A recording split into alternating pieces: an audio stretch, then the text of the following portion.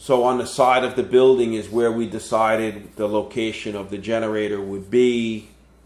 We marked out the parking lot, called for mark out of all of the utilities, which we already knew where they were, but just to make sure that we were safe with our excavating, that we wouldn't hit any of the existing utilities coming into the building with the new duct bank that had to go out to the gen set.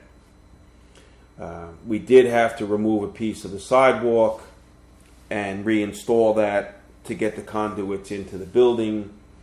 You can see where they're stubbed up out of the ground.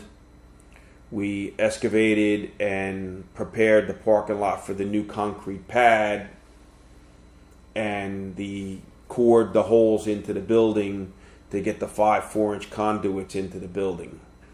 This genset is going to be a 1,250 kW genset, and the original was a 200.